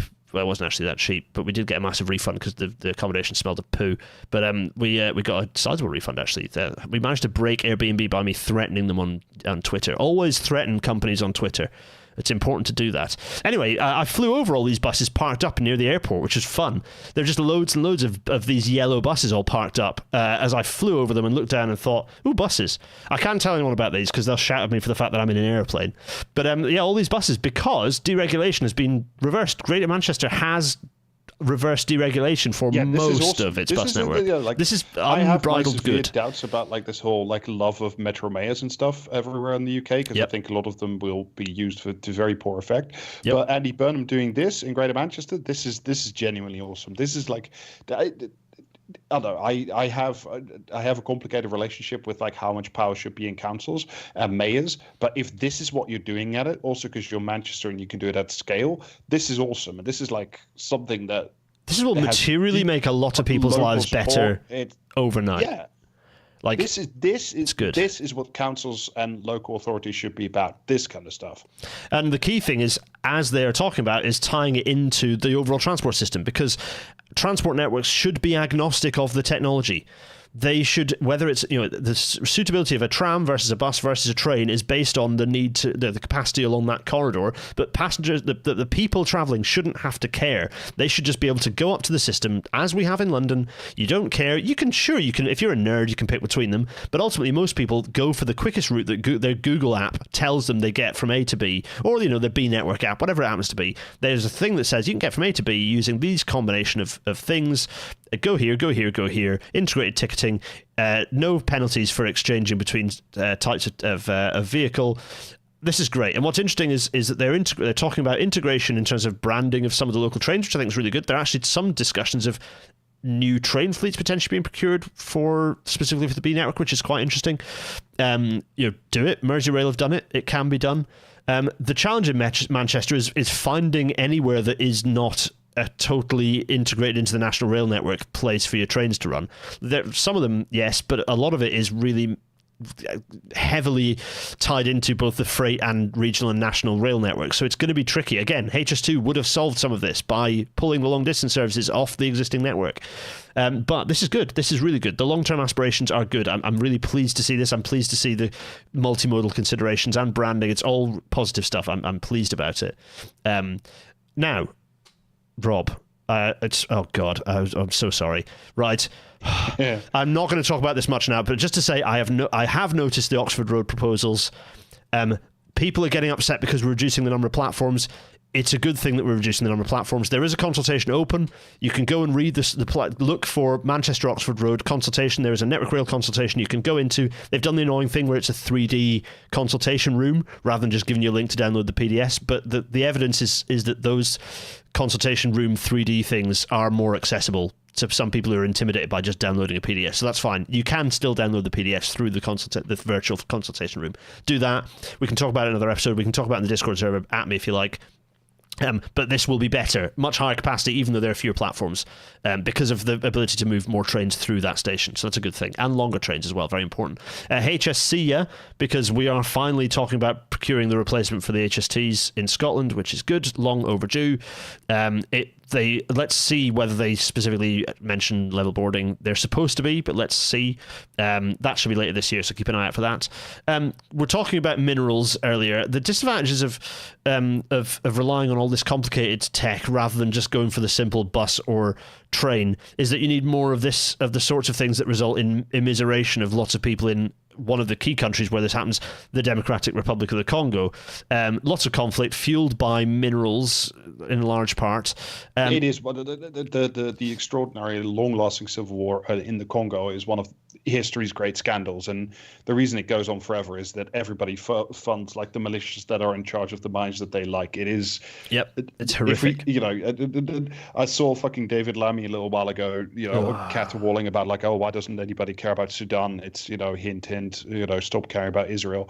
But like, if we had any justice, if we cared about, if liberals lived up to the values they proclaim they have, the Congo is like, I'm not even saying do a fucking intervention, but like you would at least see it sometimes and somebody would pay attention to it, except for like, it's inconvenient because it's in people. I'm holding my phone up. This will have cobalt mined by child slaves. Yeah. Like child labor will have put the cobalt into my Google phone because I'm afraid that's the supply chain is deliberately very difficult to pick out where the cobalt is actually coming from. It's in everything.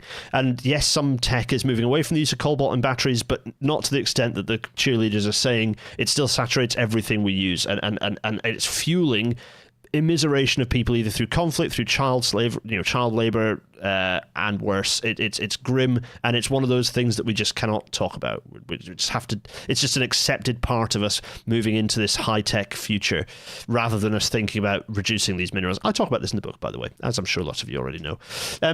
Last note on travel info, the Chirons have got relevant, which means we're very close to the end. Rob, I've taken up an additional 40 minutes of your time when I said an hour and a quarter. Yeah, you did promise me I did. More than an hour. You can shout at me vigorously. I'm interested. I like it. It's This is good stuff, so I'm happy to kick around. Someone who's blocked me on Twitter for, I think, railways and slavery discussions made him upset. One of these kind of rail and travel influencers who goes out and just talks about what a wonderful time they're having on all these railways. Travel influencers, and this is not all of you. In fact, I'd say it's possibly maybe a minority, but certainly it's not all of you. Given that I know there are multiple good... in fact, Michael C. shout out. You are a travel influencer, Michael, friend of the show. Travel influencers, though. Context exists, and in this case, this was Andy B. Travels talking about the Kashmir railway line being set to open or opening in the back end of November, connecting Srinagar in India's Kashmir region. Okay, interesting. With Delhi set to open for passenger traffic in January. Now, what's this railway for? Well, you wouldn't know from reading Andy B's write-up because he doesn't mention any of the geopolitics at play. He doesn't mention anything about the fact that the railway is designed to support the ethno-nationalist intentions of the Modi government in Kashmir region. He doesn't talk about that. Yes, and it is a feat of engineering. And you can talk about the fact that it's a feat of engineering, but you should also talk about why it has been built. The fact that it's designed to change population patterns in Kashmir to allow the flooding of that area with, Modi's goons, both literal and non-literal, basically changing the population dynamic in that area to make it more favoured to the overall homogenous Indian sort of political situation. None of that is mentioned. None of the discussion is in there. None at all. Context exists. You don't have to stop doing your travelling, but you should talk about the context. This was extremely disappointing to see pop up, I have to say. Greece. So this is not about Tempe, of which continuing pain and controversy arises, and I'm paying attention to that situation as closely as I can, although it's frightening. This is mental. I'm not a train engineer, but that sounds bad. Sounds bad. Bad things are happening in Greece. This is to do with rail infrastructure, where they've fitted a huge number of sleepers, of which a lot of them have just failed. They've been installed. They're not in good quality, good condition. There are serious problems happening in Greece with relation to railways, and it's a mixture of pushes for liberalisation. That's not the full picture. That's not the only reason why it's happening, and a lot of government corruption is at play here. But the liberalisation is a major factor in some of this being able to happen, and worrying, I have to say. Lynch can rest now. He's with the Angels now. He's not dead. No, he's just retiring. Mick Lynch is he's at 63, and he's done a wonderful job, I think, as General Secretary since 2021. It's not that long, actually, but he's had he's just had massive a impact. Massive impact. Enormous cultural impact. Yeah. Probably the best known, union man leader in the country UK, by some margin. Absolutely. So it's seriously successful in what feels like a longer time since he's been General Secretary. But I look forward to seeing what he does next. Hopefully this means that I can now get him in a headlock and get him to endorse the book publicly, because with the RNT he was being wary of it, I guess, or possibly just very busy. Mixture of both. But Mick, I'm coming for you, mate.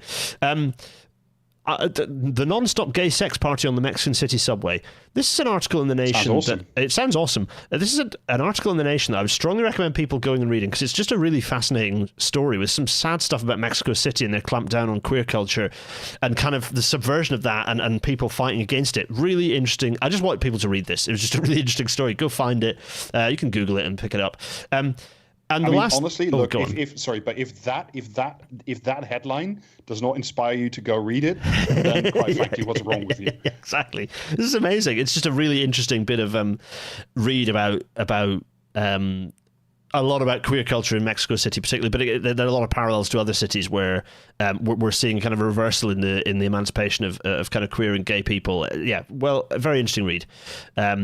The last news, and I said to everyone that I would talk about this because there are lots of Patreon supporters who I said, look, you can Patreon support me less once I have the job, because it's been lots of people ramped up their support while I was jobless, and it's been extremely helpful. Well, I said to you that you can ramp all that down at the moment that I have a salaried job. And at the moment, although it's a 6-month fixed term contract, so let's revisit this in 6 months' time, but at the moment I have a job. Man has job. It's me. I have a job. I'm employed by Network Rail. There's a statement on various places, Twitter and Blue Sky and LinkedIn, depending on what you fancy, where I explain what the role is. But I'm developing a plan for the test tracks for High Marham and Old Dalby, and it's very cool, and it's a job that suits me beautifully, and it's nice to be employed, and also I'm being employed by Network Rail, and that's all I will say about that at this point on this show, which is available to all to listen to. But if you want to hear more about that, Network Rail's comms team listening to this, then you can subscribe to the W2YP Patreon, where I talk a bit more about this with Rob and talk about farming. That's a fun episode on great stuff. Talking of which, oh my god, okay, right. Oh, we're there. I'm going to get you out before... It's not going to reach 2 hours. Thank God. Oh. Okay, so this podcast is available in audio-only format, except that it hasn't been for a month because I'm useless, but I'm going to sit and do that tonight. All good podcasting platforms, thank you, but of course YouTube is the best place to watch it because you can see the slides. The usual plugs, patreon.com/Gareth Dennis for supporting me. Thank you for those who have. And also those who wish to wind down, you can now do that. I'm going to watch my Patreon amount drop dramatically next month. Genuinely, I hope so. It's cost of living crisis. There are other podcasts that you can support with Patreon, for example, Praxis Cast. You can wind down that support with me if you like. But, of course, your support does help me do more of this. So you don't have to. I'm not saying you should immediately just, cancel it all. You do still get lots of fun stuff through Patreon if you want to support me. And it allows me to justify doing more travel-y type episodes too and all the other good stuff. So you can continue to support me, but I did promise I would tell you when I was salaried. So if you have ramped it up to support me while I was unsalaried, you can now ramp down. Thank you so much for your support. You've been wonderful and allowed me to not die. GarethDennis.co.uk/merch for the merchandise, PayPal.me/GarethDennis for loose change and abuse, and the Discord server where the chat, hello everyone in the chat, continues ad infinitum. GarethDennis.co.uk/Discord in there. Katie Fenn, I'll leave it up for a bit until you've had your first paycheck. Katie, thank you so much. That requires me to fill in my bloody timesheets with the contracting agency. God, I hate timesheets. The book tour will be happening this year. Keep an eye out for that. And other interesting things at Shildon and in Manchester are in the works, so as well as tour locations around the country. So some fun book-related stuff there. Rob has read it. Thanks, Rob, for reading it. Very kind of you. You said some very kind things on the episode. I genuinely enjoyed it. I'm glad you did.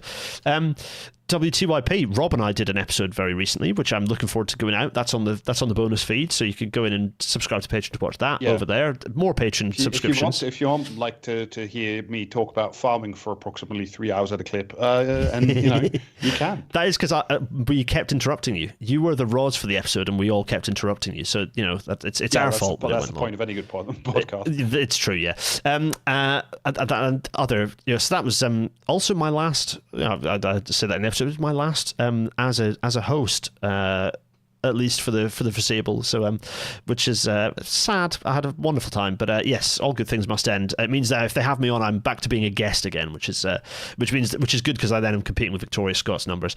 So W2IP, of course, but you must go and listen to Praxis Cast. Podcasting is Praxis. It's a delight. It's a joy. Rob, thank you so much for joining. This has been 48 minutes, more time than I said I would take from you, and I owe you one. I look forward to finding you and plying you with drinks that you like to drink, whether alcoholic or non-alcoholic. One day we'll make it happen. Absolutely. Yeah, if you want to follow us, we are, on sadly still on Axty Everything app at PraxisCast, but I think at this point we would slightly prefer Blue Sky, which is also dreadful for more increasingly kind of similar reasons. Yeah, the way them blocking and muting Palestinian voices, but yes. You can find us at PraxisCast on Blue Sky, and you can find me on Blue Sky at Trufflehog. Truffle's in the expensive thing, and hog is in hog. Hog, so, H-O-G. Find me if you like. Yes, do that. Find Rob, and I'm kind of slowly transitioning to don't get your hopes up, everyone. No, I'm slowly transitioning to Blue Sky as well. Although I'll be on Twitter until it bursts into flames and dies, I suspect. But no, I'm kind of trying to do much more cross posting, and Blue Sky's getting a bit more fun, but it's definitely still not. I mean, it's missing. There's just a lot less. I think the main thing that I'm noticing, because my Twitter feed actually works quite well still, it isn't that messy, is there's just a distinct lack of Palestinian voices on Blue Sky. It's really noticeable, actually, and that's not the best. Anyway, it only remains for me to realise that I'm going to bring up my large face simply so I can do... Oh, no, the next episode. God, I forgot the next episode. Next episode, it's episode 250. It's going to be a celebratory bonanza of some kind, as yet undecided, because it's our 251st episode, but it says the big number on it. So, yeah, okay, that's next time. Oh, now I'm going to go big face. Ready to say, Rob, thank you so much. Everyone, I'm going to wave vigorously. It's 21:50. I've told 50 extra minutes of Rob's time. We're going to wave.